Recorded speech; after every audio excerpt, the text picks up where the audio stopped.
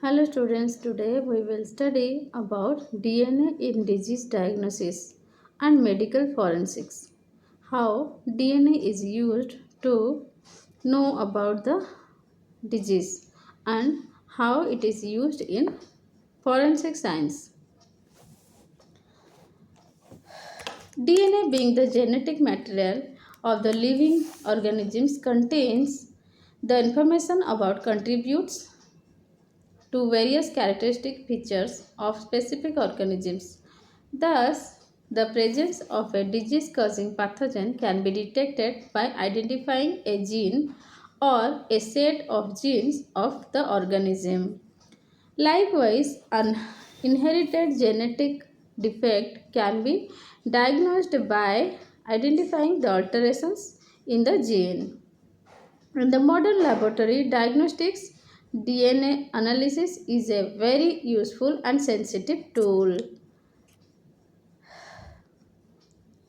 The basic principles underlying the DNA diagnostic systems and their use in the diagnosis of certain pathogenic and genetic diseases are now described. Now let's know about the methods of DNA assay. The specific identification of DNA sequence is absolutely essential in the laboratory diagnostics. This can be achieved by some principles or tools. Let's know about the tools. First is nucleic acid hybridization. What do you mean by nucleic acid hybridization? Let's know about this. Hybridization of nucleic acid is the basis for reliable DNA analysis. Hybridization is based on the principle that a single standard DNA molecule recognizes and specifically binds to a complementary DNA strand amid a mixture of other DNA strands. This is comparable to a specific key and lock relationship. The single standard target DNA is bound to a membrane support. Now the DNA probe, standard and labeled with a detector substance, is added. Under appropriate conditions like temperature and ionic strength, the DNA probe pairs with the complementary target DNA.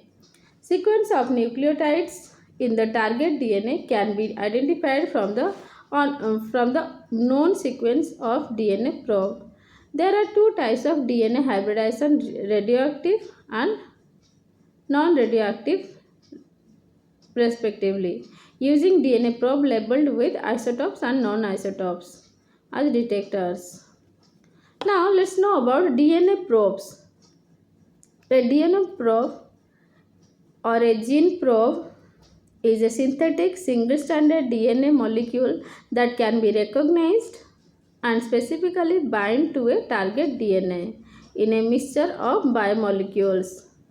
DNA probes are either long, that means above 100 base pair, 100 nucleotides, or short, that means less than 50 nucleotides, and may bind to the total or a small portion of the target DNA. There is a wide variation in the size of DNA probes used, maybe range from 10 bases to 10,000 bases. The most important requirement is their specific and stable binding with target DNAs. Now let's know about the methods employed to obtain DNA probes. A target majority of DNA probes are chemically synthesized in the laboratory. There are, however, many other ways of obtaining them: isolation of selected regions of genes, cloning of intact genes producing from mRNAs. Now let's know about the isolation of selected regions of genes. The DNA from an organism can be cut by using restriction endonucleases. These DNA fragments are cloned in vectors and the DNA probes can be selected by screening. Now let's know about synthesis of DNA probes from mRNA.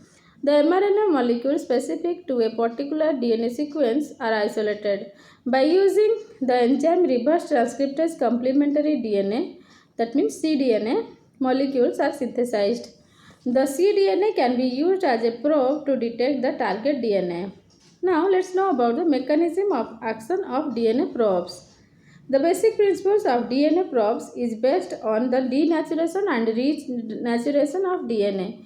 When a double-stranded DNA molecule is subjected to physical or chemical changes, the hydrogen bonds break and the complementary strands get separated.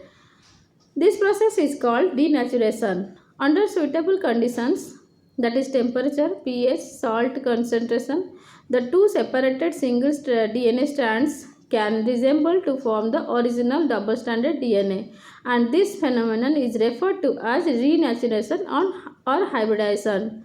Now let's know about radioactive detection system. The DNA probe is usually tagged with a radioactive isotope. The target DNA is purified and denatured and mixed with DNA probe. The isotope labeled DNA molecules specifically hybridizes with the target DNA. The non-hybridized probe DNA is washed away. The presence of radioactivity in the hybridized DNA can be detected by autoradiography. This reveals the presence of any bound probe molecule and thus the complementary DNA sequences in the target DNA. Now let's know about non-radioactive detection system. The disadvantage with the use of radioactive label is that the isotopes have short half-lives and involve risk in handling besides requiring special laboratory equipments. So non-radioactive detection systems have also been developed. Biotin labeled nucleotides are incorporated into the DNA probe. The detection system is based on the enzymatic conversion of a chromogenic or chemiluminescent substrates.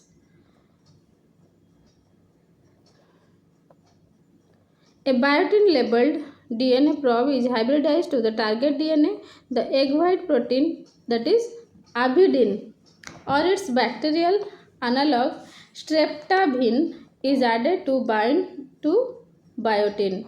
Now a biotin labeled enzyme such as alkaline phosphatase is added which attaches to avidin or streptavidin. These proteins have four separate biotin binding sites. Thus, a single molecule can bind to biotin labeled DNA probe as well as biotin labeled enzyme. On the addition of a chemiluminescent substrate, the enzyme alkaline phosphatase acts and converts it to a light emitting product which can be measured. Let's know about the advantages. The biotin labeled DNA is quite stable at room temperature for about 1 year. The detection devices using chemiluminescence are preferred since they are as sensitive as radioisotope detection and more sensitive than the use of chromogenic detection systems. Now let's know about PCR in the use of DNA probes. DNA probes can be successfully used for the identification of target DNAs from various samples, blood, urine, feces, tissues, throat, washings without much purification. The detection of target sequence becomes quite difficult if the quantity of DNA is very low. In such a case, the polymerase chain reaction is first employed to amplify the minute quantities of target DNA and identified by a DNA probe. Now let's know about DNA probes and signal amplification. Signal amplification is an alternative to PCR for the identification of minute quantities of DNA by using DNA probes.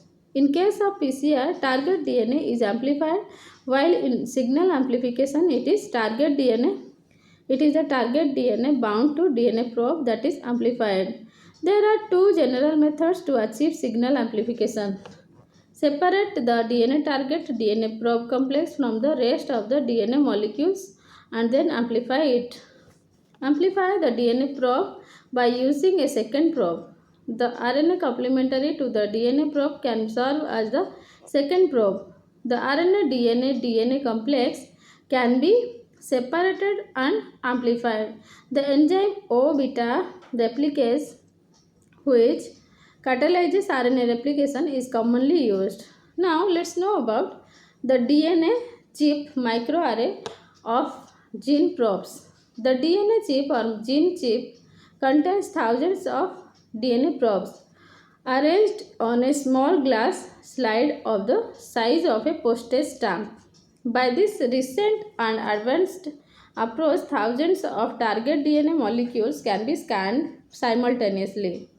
Now let's know about the technique for use of DNA chip. The unknown DNA molecules are cut into fragments by restriction endonucleases.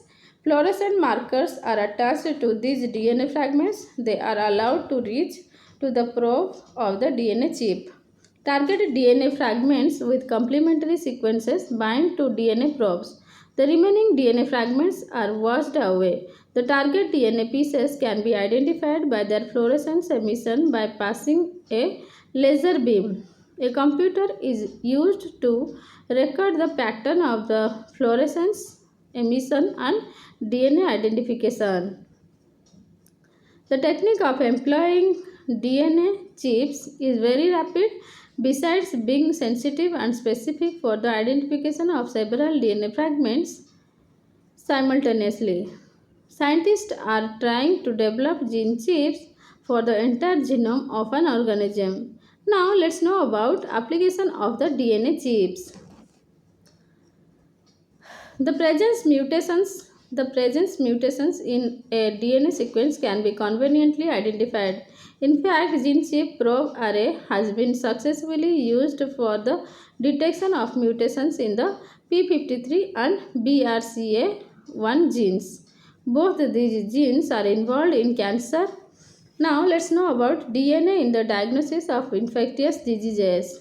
The use of DNA analysis is a novel and revolutionary approach for specifically identifying the disease-causing pathogenic organisms. This is in contrast to the traditional method of disease diagnosis by detection of enzymes, antibodies, etc. besides the microscopic examination of pathogens.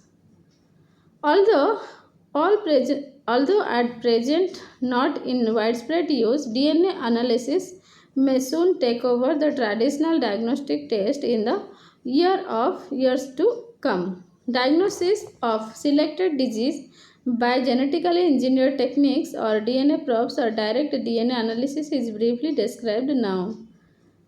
Now let's know about the tuberculosis, TB.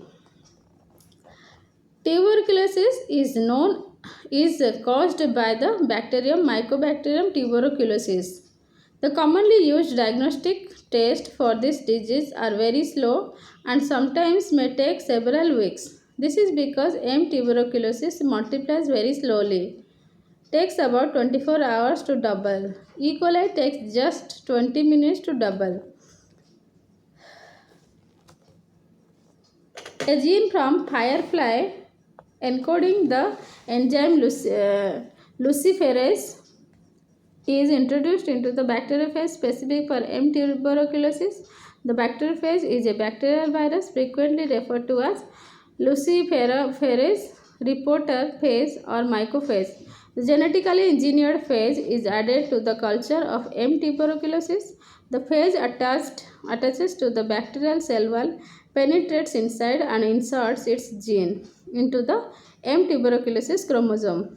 The enzyme luciferase is produced by the bacterium when luciferin and ATP are used to the culture medium. Luciferase cleaves luciferin.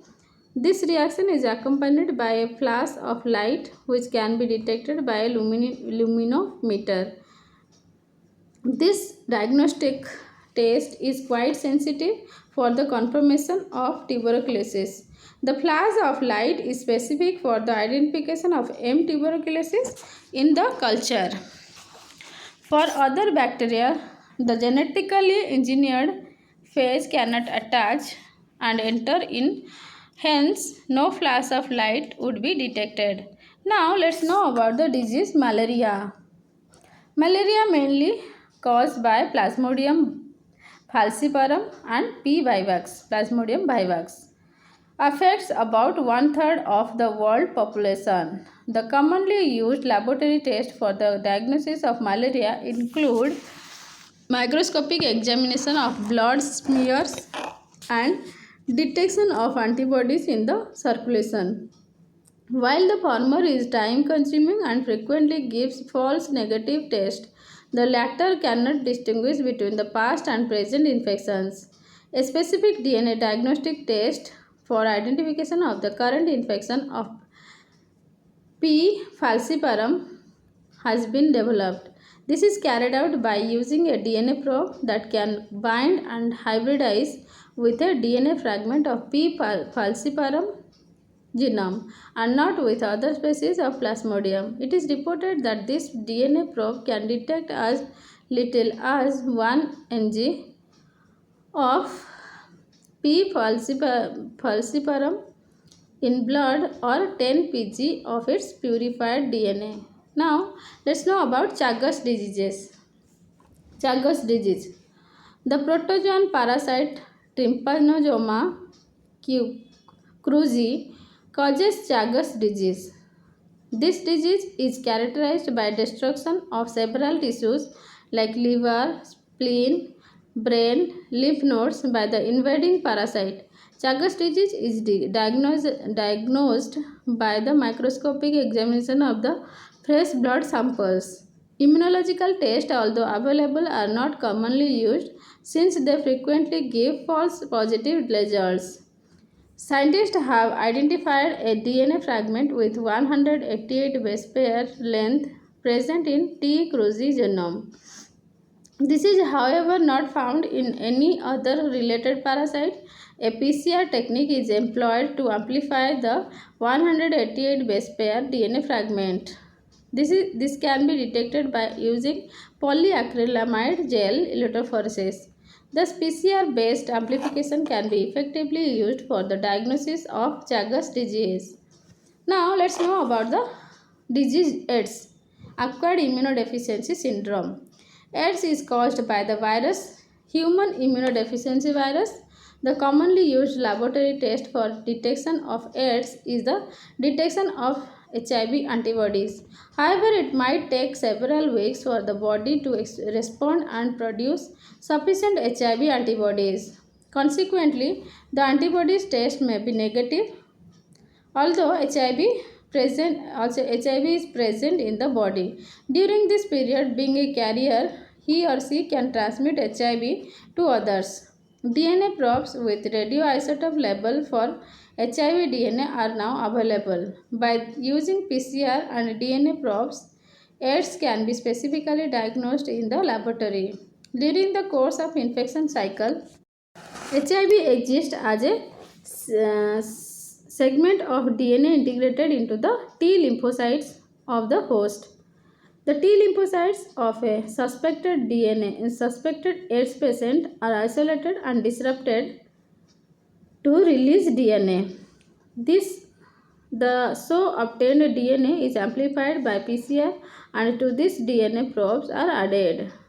If the HIV DNA is present, it hybridizes with the complementary sequence of the labeled DNA probe, which can be detected by its radioactivity. The advantage of DNA probe is that it can detect the virus when there are no detectable antibodies in the circulation. HIV diagnosis in the newborn. Detection of antibodies is of no use in the newborn to ascertain whether AIDS has been transmitted from the mother. This is because the antibodies might have come from the mother but not from the virus. This problem can be solved by using DNA probes to detect HIV DNA in the newborn. Now let's know about human papilloma virus. Human papilloma virus HPV causes genital warts. HPV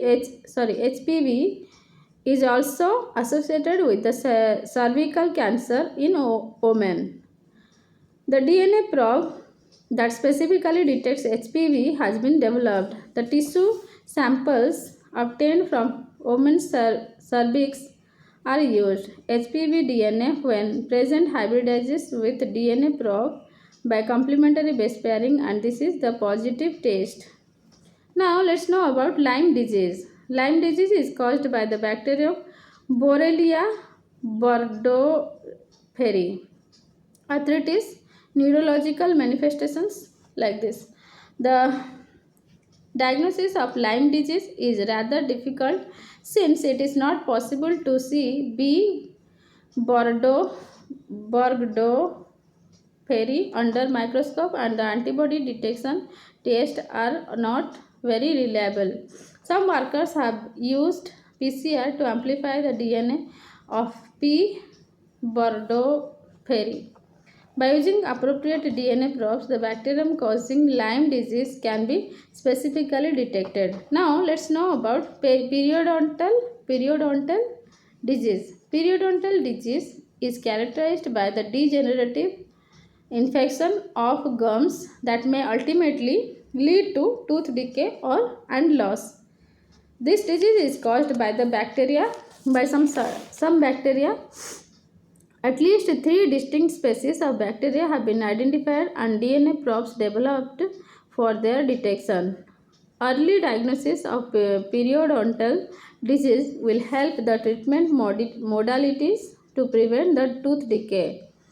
Now let's know about DNA probes for other diseases. In principle, almost all the pathogenic organisms can be detected by DNA probes. Several DNA probes have been developed and many more are in the experimental stages. The ultimate aims of the researcher is to have a stock of probes for the detection of various pathogenic organisms, that is bacteria, virus and parasites. The other important DNA probes in recent years include for the detection of bacterial infections caused by E. coli, Salmonella typhi, Campylobacter, hyotestinalis, that is gastritis. Now let's know about diagnosis of tropical diseases. Malaria, filariasis, tuberculosis, leprosy, schistosomiasis, leishmaniasis and trypanosomiasis are the tropical diseases affecting millions of people throughout the world. For the diagnosis of malaria caused by P. falciparum, a DNA probe has been developed. A novel diagnostic test by genetic manipulations has been devised for the diagnosis of tuberculosis. Scientists are continuously working to develop better diagnostic techniques for other tropical diseases. Now, let's know in brief about DNA in the diagnosis of genetic diseases.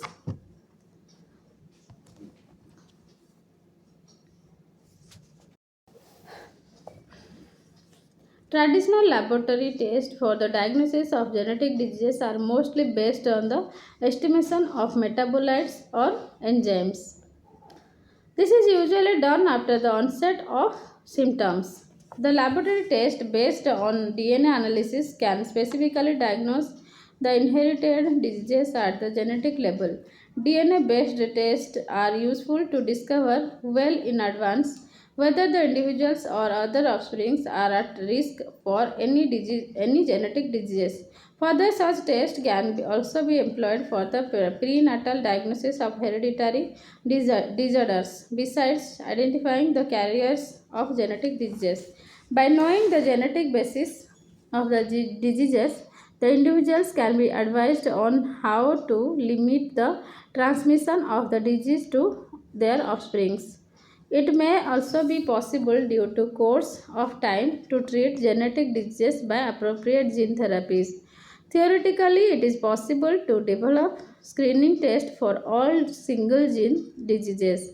Some of the important genetic diseases for which DNA analysis is used for diagnosis are now being we'll discuss.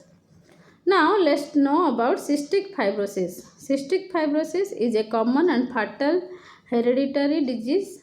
The patients produce thick and cystic mucus that clogs lungs and respiratory tract. Cystic fibrosis is due to a defect in CFTR gene that encodes cystic fibrosis transmembrane regulator protein. CF in short CFTR.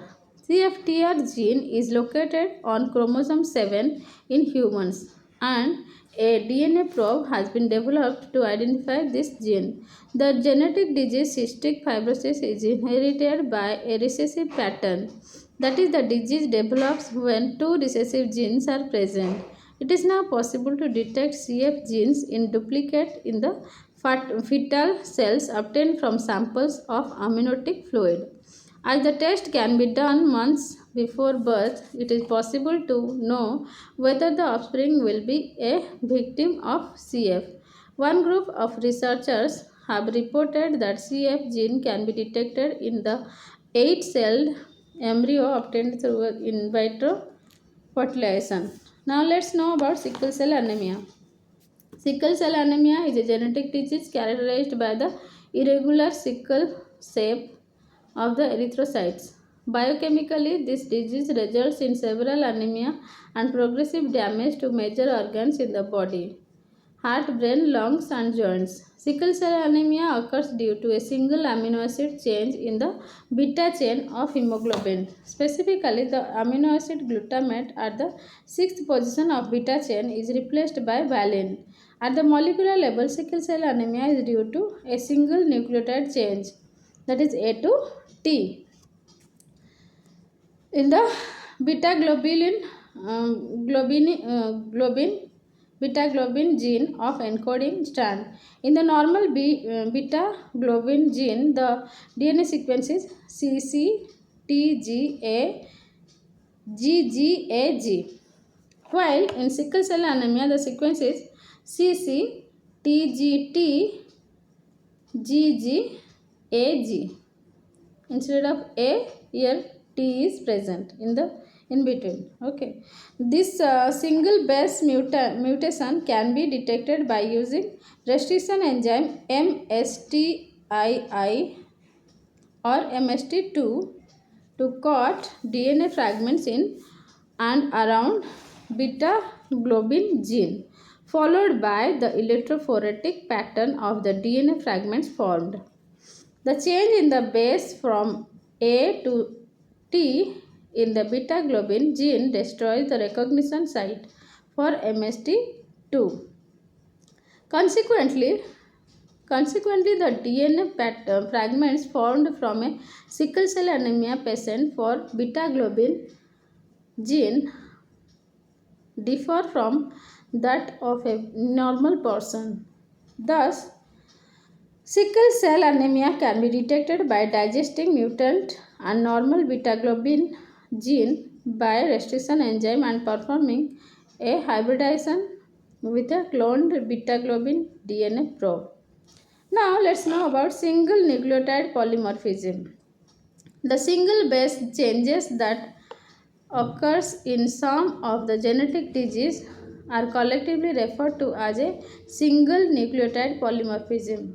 It is estimated that the frequency of SNPs is about 1 in every 1000 bases. Sometimes SNPs are associated with amino acid change in the protein that is encoded. A protein mutation in alpha 1 antitrypsin gene is also a good example of SNPs besides sickle cell anemia. Now, Duchenne's muscular dystrophy. Let's know about Duchenne's muscular dystrophy. Duchenne's muscular dystrophy is in short, DMD, is a genetic abnormality characterized by progressive wasting of leg and pelvic muscles. It is a sex recessive disease that appears between 3 and 5 years of age. The affected children are unsteady on their feet as they lose the strength and control of their muscles. By the age of 10, the victims of DMD are confined to wheelchair and often die before reaching 20 years age. The patients of DMD lack the muscle protein, namely dystrophin, which gives strength to the muscle. Thus, DMD is due to the absence of a gene encoding dystrophin. For specific diagnosis of Duchenne's muscular dystrophy, a DNA probe to identify a segment of DNA that lies close to defective gene is used. This DNA segment, referred to as restriction fragment length polymorphism, serves as a marker and can detect DMD with 95% certainty. In the DNA diagnostic test using RFLP for DMD, DNA samples must be obtained from as many blood relatives as possible. The RFLP patterns constructed for the entire family are thoroughly checked for the affected and unaffected relatives. This is required since there is a wide variation in RFLPs from family to family. Thus, there is no single identifying test for the diagnosis of genetic disease based on RFLPs analysis. Now, let's know about Huntington's disease. Huntington's disease is a genetic disease characterized by progressive deterioration of the nervous system, particularly the destruction of brain cells. The victims of this disease exhibit thrashing movements and then insanity, and Huntington's disease is invariably fatal. The molecular basis of Huntington's disease has been identified. The gene responsible for this disease lies on chromosome number 4 and is characterized by excessive repetition of the base triplet CAG. The victims of Huntington's disease have CAG triplet repeated 42 to 66 times against the normal 11 to 34 times.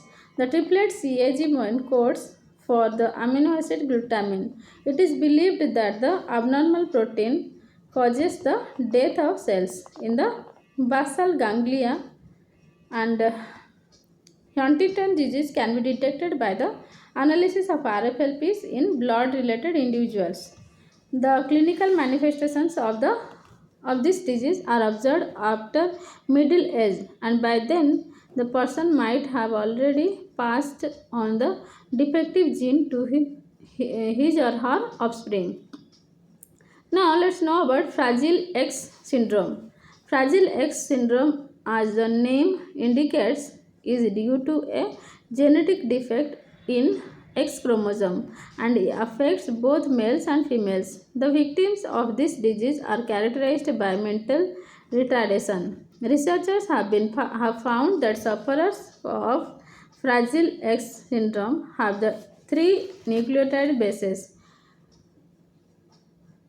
CGG repeated again and again. It is believed that these trinucleotide repeats block the transcription process, resulting in a protein deficiency. This protein is involved in the normal function of the nerve cells, and its deficiency results in mental retardation. A DNA probe has been developed for the detection of Fragile X syndrome in the laboratory. Now let's know about the other triplet repeat diseases. Excessive repetition of triplet bases in DNA are now known to result in several diseases, which are collectively referred to as triple repeat diseases. Besides Huntington's disease and Fragile X syndrome repeats, let's know about the disease. Friedreich ataxia.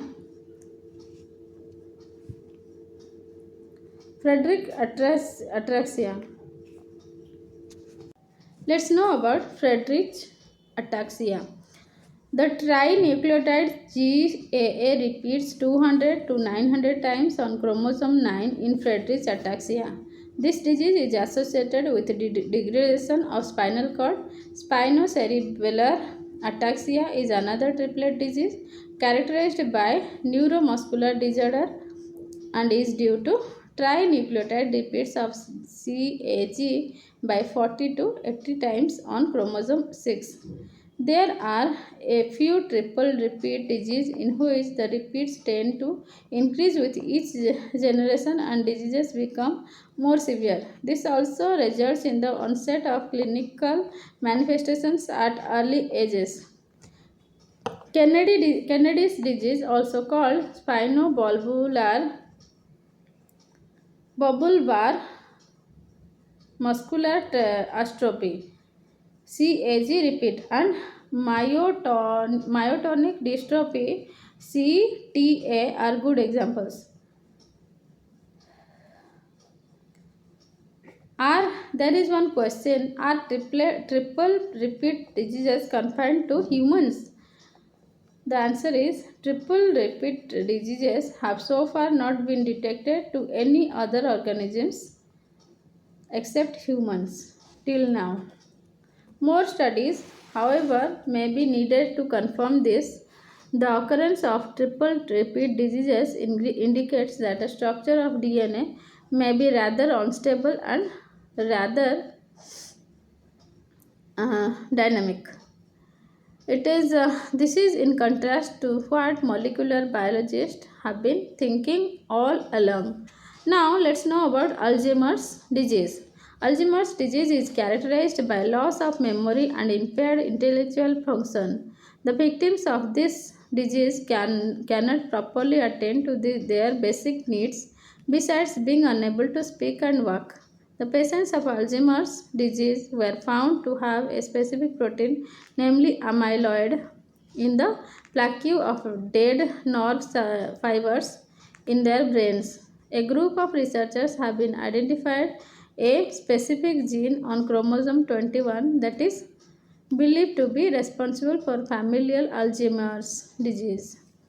A DNA probe has been developed to locate the genetic marker for Alzheimer's disease. The present belief is that many environmental factors and the virus may also be responsible for the development of this disease. It may be possible that in the individuals with genetic predisposition, the outside factors may be stimulatory for the onset of the disease. Now let's know about amyotrophic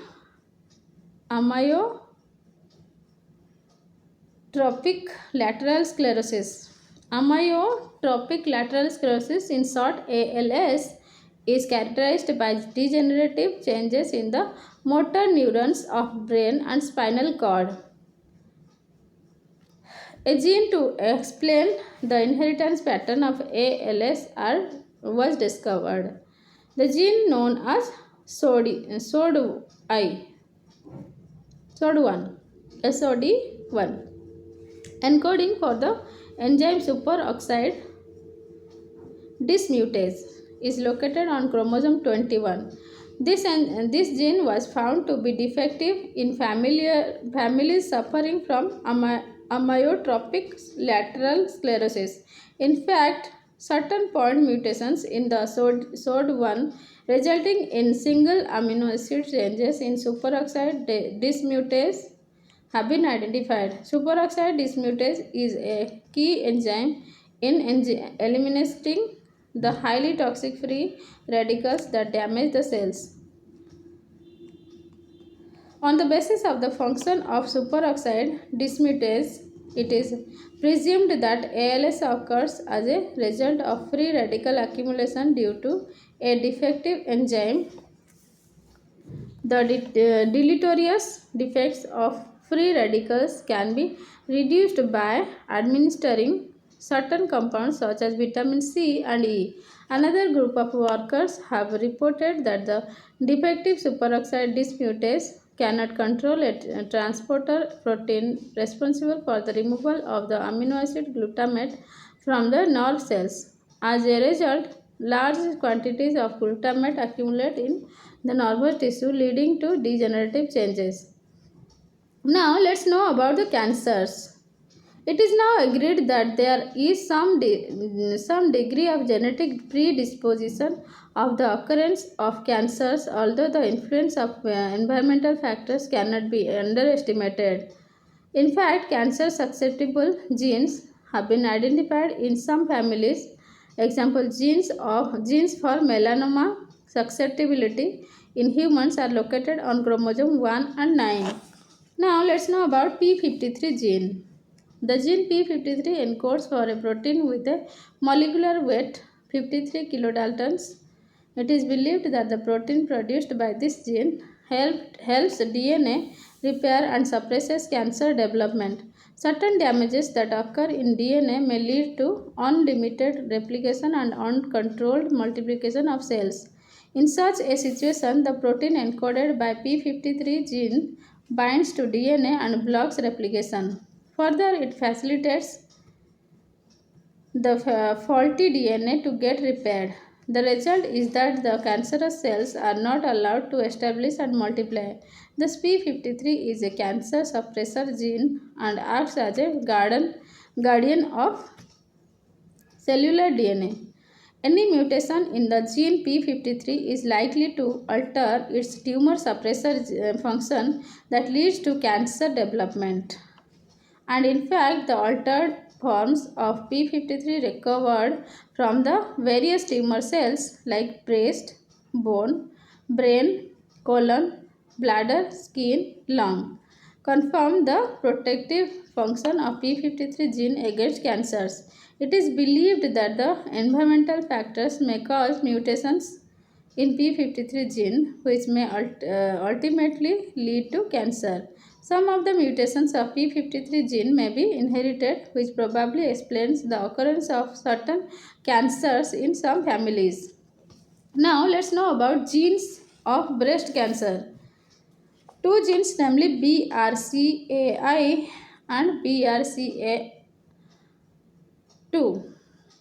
implicated in certain hereditary forms of breast cancer in women, have been identified. It is estimated that about 80% of inherited breast cancers are due to mutations in either one of these two genes, BRCA1, BRCA2. In addition, there is a high risk for ovarian cancer due to mutations in BRCA1. It is suggested that the normal genes BRCA1 and BRCA2 encode proteins that function in a manner comparable to gene p53 protein. As such, BRCA1 and BRCA2 are DNA repair and tumor suppressor genes. Some researchers believe that these two proteins act as gene regulators. Diagnostic tests for the analysis of the genes BRCA1 and BRCA2 were developed. Unfortunately, their utility is very limited since there could be hundreds of variations in the base sequence of these genes. Now, let's know about genes of colon cancer. The occurrence of colon cancer appears to be genetically linked since it runs in some families. Some researchers have identified a gene linked with hereditary non-polyposis colon cancer, or HNPCC, sometimes called Lynch syndrome. This gene encoded a protein that acts as a guardian and brings about DNA repair whenever there is a damage to it. However, as and when there is a mutation to this protective gene, an altered protein is produced which cannot undo the damage done to DNA. This leads to HNPCC. It is estimated that the occurrence of this altered gene is 1 in every 200 people in gene population. Now let's know about microsatellite marker genes. Microsatellites refer to the short repetitive sequence of DNA that can be employed as marker for the identification of certain genes for colon cancer. Microsatellite marker genes have been identified on chromosome 2 in humans. There is a lot of variability in the sequence of microsatellite. Early detection of the risk for colon cancer by DNA analysis is a boon for the would be victims of this disease. The suspected individuals can be periodically monitored for the signs and treated appropriately. Unlike many other cancers, the chances of cure for colon cancer are reasonably good. Now let's know about gene of retinoblastoma. The retinoblastoma is a rare cancer of the eye. If detected early, it can be cured by radiation therapy and laser surgery, or else the eyeball has to be removed. Scientists have identified a missing or a defective gene on chromosome number 13 being responsible for retinoblastoma. The normal gene, when present in chromosome 13, is anti-cancer and does not allow retinoblastoma to develop. Now let's know about diabetes. Diabetes mellitus is a clinical condition characterized by increased blood glucose level due to insufficient or inefficient insulin. In other words, individuals with diabetes cannot utilize glucose properly in their body. A rare form of type 2 diabetes, that is non-insulin dependent diabetes mellitus NIDDM, is maturity onset diabetes of the young. MODY MODY occurring in adolescents and teenagers is found to have a genetic basis. A gene synthesizing the enzyme glucokinase located on chromosome 7 is found to be defective in MODY patients. Glucokinase is a key enzyme in glucose metabolism. Besides its involvement in the metabolism, glucokinase in the pancreatic cells serves as a detector for glucose concentration in the blood. This detection stimulates beta cells of the pancreas to secrete insulin. A gene modification that results in a defective or unaltered glucokinase hampers pancreatic insulin secretion. Later work has shown that glucokinase gene is defective in the common form of type 2 diabetes. Now let's know about DNA probes for type 2 diabetes. The glucokinase genes from normal and type 2 diabetes patients were cloned and scanned with DNA probes. It was found that a single base mutation of the gene lead to a defective glucokinase production that is largely responsible for MODY, and also a majority of individuals with type 2 diabetes. Later, some workers reported a possibility of at least a dozen mutations in glucokinase gene for type 2 diabetes. Now let's know about genes responsible for type 2 diabetes. Type 1 Gene responsible for type 1 diabetes. Type 1 diabetes or insulin dependent diabetes mellitus IDDM mainly occurs in childhood, particularly between 12 to 15 years of age. IDDM is characterized by almost total deficiency of insulin. Researchers have identified at least 18 different chromosome regions linked with type 1 diabetes. These DNA sequences are located on chromosome 6, 11, and 18. Now let's know about obesity. Obesity is an abnormal increase in the body weight due to fat deposition. Men and women are considered obese if their weight due to fat respectively exceeds more than 20% and 25% of the body weight. Obesity increases the risk of high blood pressure, diabetes, atherosclerosis, and other life-threatening conditions. Although many believed that obesity could be genetically inherited, the molecular basis was not known for long.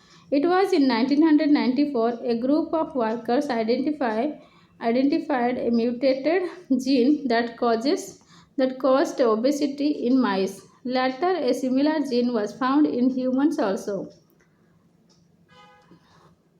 The gene designed obese for obese is located on chromosome 6 in mouse. The DNA of O gene contains 650 kb and encodes a protein with 167 amino acids in adipose tissue.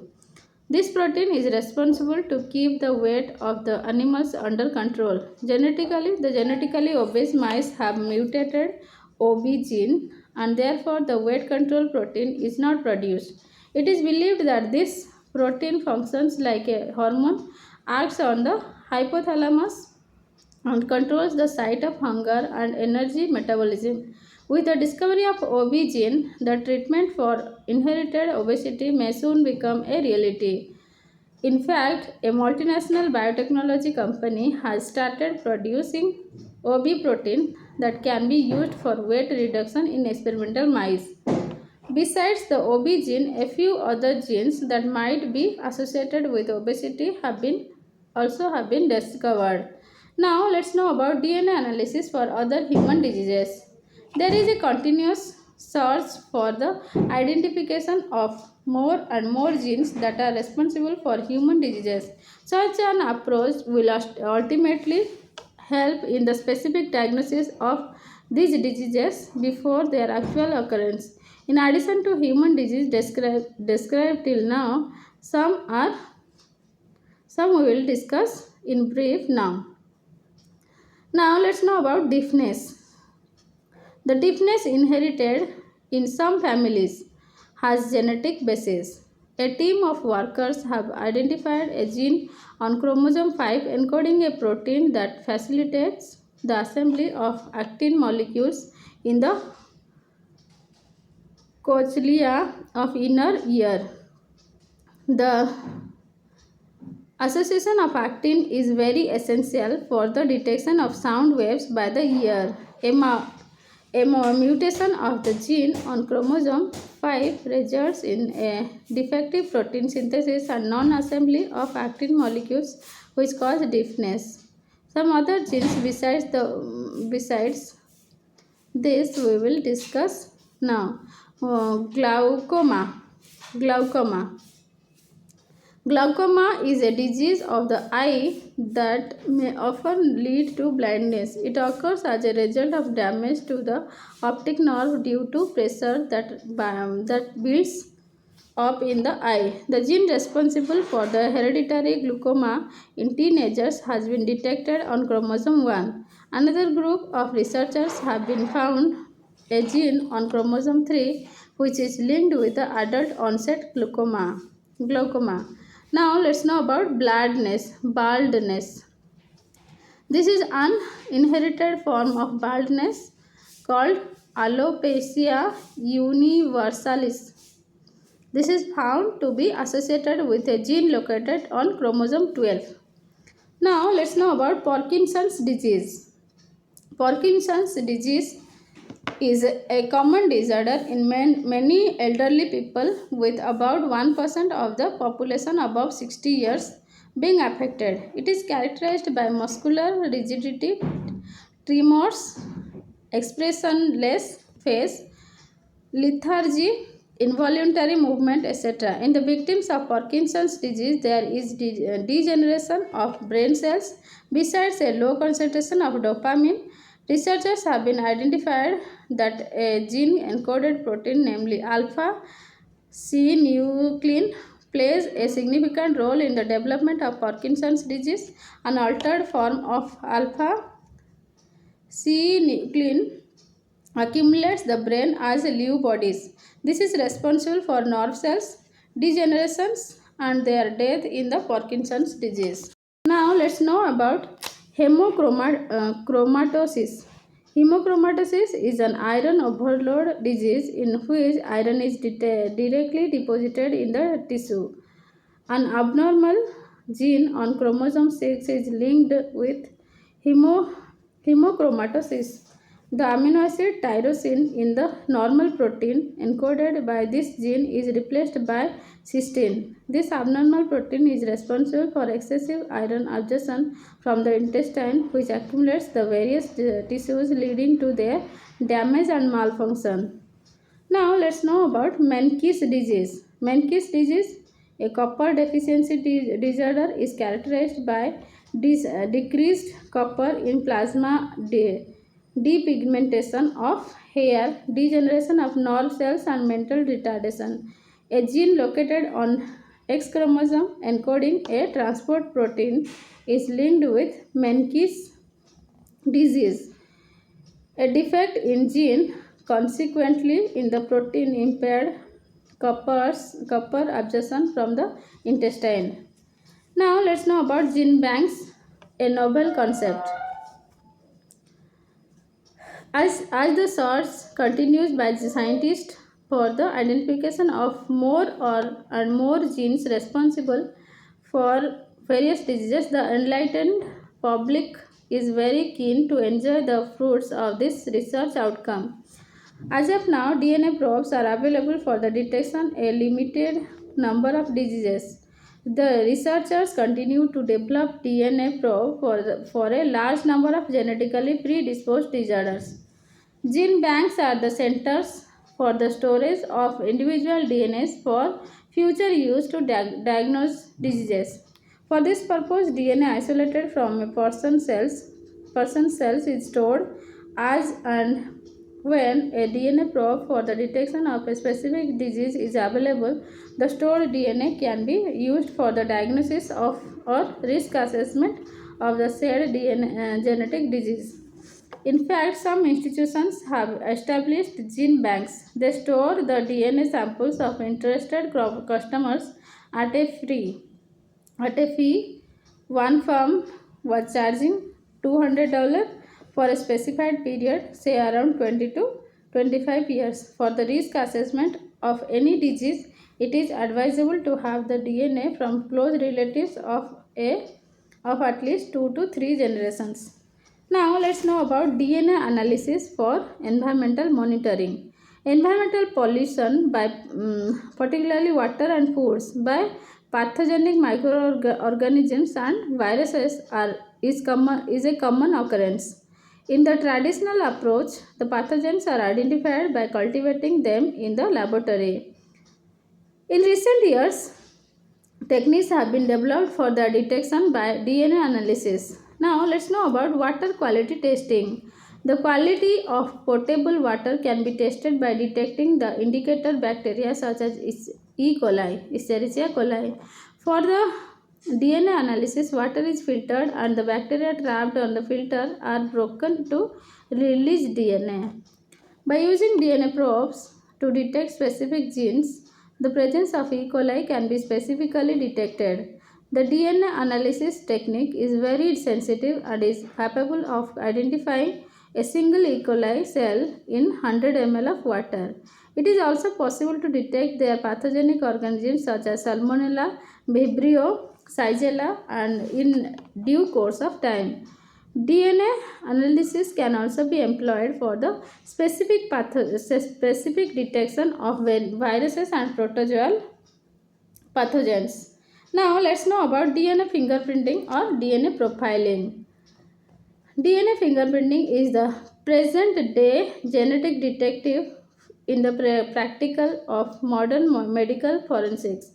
The underlying principles of DNA fingerprinting we will discuss now. The structure of each person's genome is unique, the only exception being monozygotic identical twins developed from single fertilized ovum.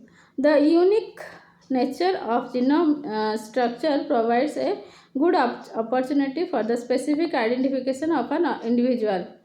It may be remembered that in the traditional fingerprint technique, the individual is identified by preparing an ink impression of the skin folds at the tip of the person's finger.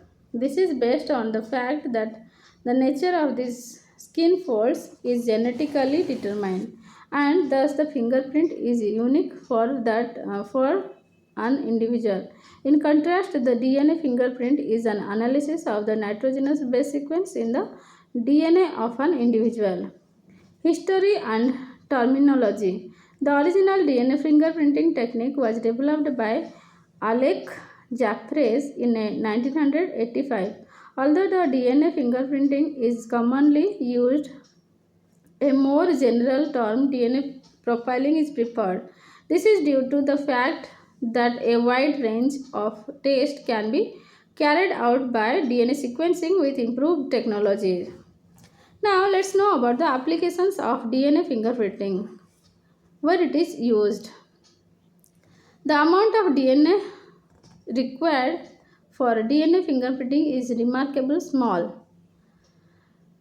The minute quantities of DNA from blood stain, body fluids, hair fiber, or skin fragments are enough. Polymerase chain reaction is used to amplify this DNA for use in fingerprinting. DNA profiling has wide range of applications, most of them related to medical forensics.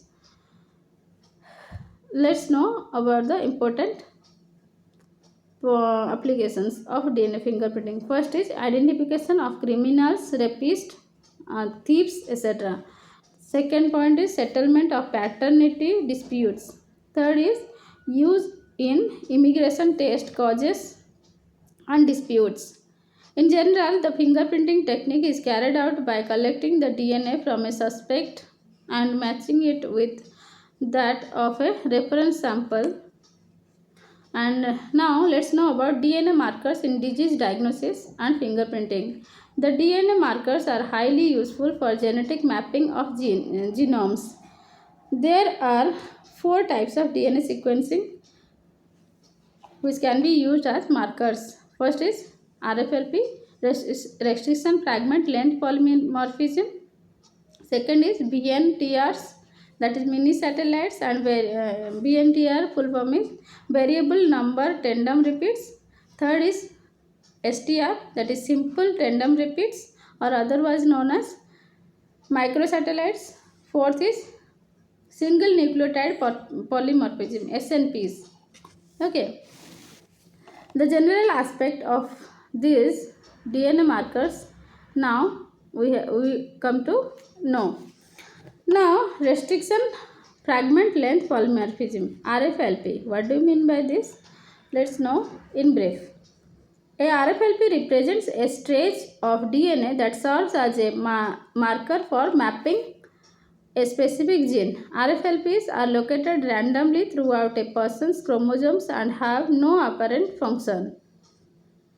A DNA molecule can be cut into different fragments by a group of enzymes called restriction endonuclease. These fragments are called polymorphisms. The DNA molecule 1 has 3 restriction sites, that is R1, R2 and R3, and when cleaved by restriction endonuclease forms 4 fragments. Let us now consider DNA 2 with an inherited mutation that has altered some base pairs. As a result, the site R2 for the recognition by restriction endonuclease is lost. This DNA molecule 2, when cut by restriction endonuclease, forms only 3 fragments instead of 4 in DNA 1.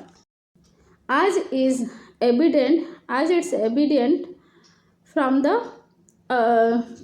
this, a stretch of DNA exists in fragments of various lengths, polymorphisms derived by the action of restriction enzymes, hence the name restriction fragment length polymorphism.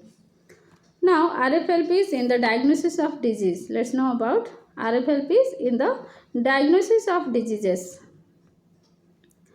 If the RFLP lies within or even close to the locus of a gene that causes a particular disease, it is possible to trace the defective gene by the analysis of RFLP in DNA. The person's cellular DNA is isolated and treated with restriction enzymes. The DNA fragments so obtained are separated by electrophoresis. The RFLP patterns of the disease suspected individuals can be compared with that of normal people.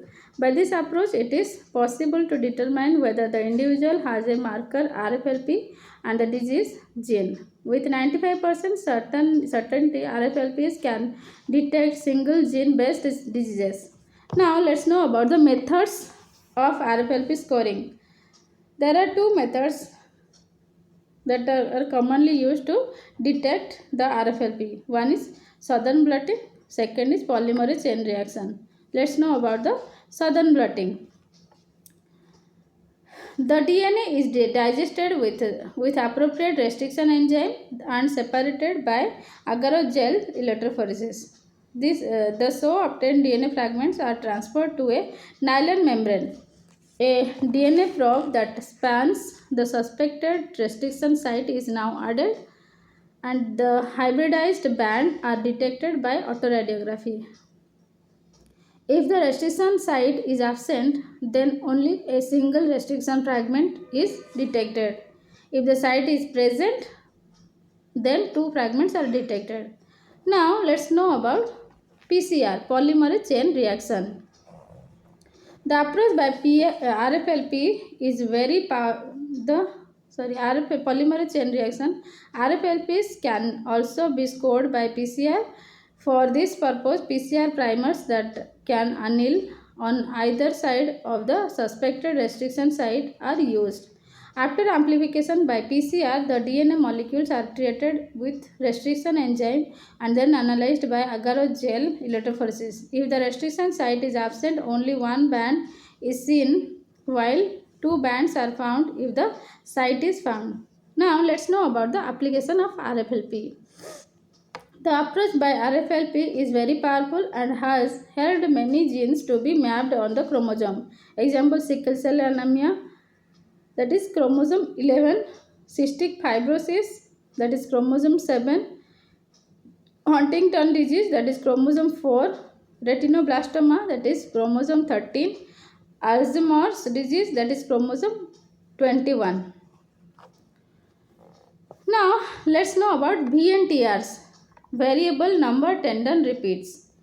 VNTRs, also known as mini satellites like RFLPs, are DNA fragments of different length. The main difference is that RFLPs develop from random mutations at the site of restriction enzyme activity, while VNTRs are formed due to different number of base sequence between 2 points of a DNA molecule. In general, VNTRs are made of tandem repeats of short base sequences, that is within 10 to 100 base pairs. The number of elements in a given region may vary, hence they are known as variable number tandem repeats. An individual's genome has many different VNTRs and RFLPs which are unique to the individual. The pattern of VNTRs and RFLPs forms the basis of DNA fingerprinting or DNA profiling.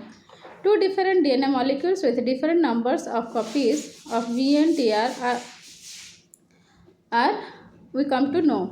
When these molecules are subjected to restriction endonuclease action, that is at two sites R1 and R2, the VNTR sequences are released and they can be detected due to variability in repeat sequence copies. This can be used in mapping of genomes besides their utility in DNA fingerprinting.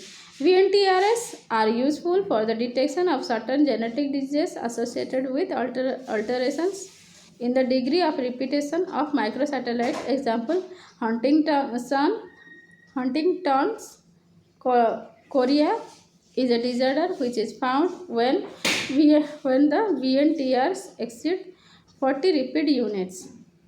Now let's know about the limitations of VNTRs. The major drawback of VNTRs is that they are not evenly distributed throughout the genome. VNTRs tend to be localized in the telomeric region at the end of the chromosome. Now let's know about the use of RFLP and VNTRs in genetic fingerprinting. RFLP is caused by variations in the number of VNTRs between two restriction sites can be detected. The DNAs from three individuals with different VNTRs are caught by the specific restriction endonuclease. The DNA fragments are separated by electrophoresis and identified after hybridization with a probe complementary to a specific sequence on the fragments. Now let's know about simple tandem repeats, or in short microsatellite or Microsatellites are short repeat units, that means 10 to 30 copies, usually composed of dinucleotide or tetranucleotide units. These sample tandem repeats are more popular than mini satellites as DNA markers for two reasons. First is microsatellites are evenly distributed throughout the genome. Second is PCR can be effectively and conveniently used to identify the length of polymorphism. Two variants alleles of DNA molecule with 5 and 10 repeating units of a dimer nucleotides GA. Dimer nucleotides GA can be known. By use of PCR, the region surrounding the microsatellite is amplified, separated by agar gel electrophoresis and identified. Now let's know about SNP, single nucleotide polymorphism. SNP represent the position in the genome where some individuals have one nucleotide while others have a different nucleotide. There are large number of SNPs in genomes. It is estimated that the human genome contains at least 3 million SNPs. Some of these SNPs may give rise to RFLPs. SNPs are highly useful as DNA markers since there is no need for gel electrophoresis and this saves a lot of time and labor. The detection of SNP is based on the oligonucleotide hybridization analysis.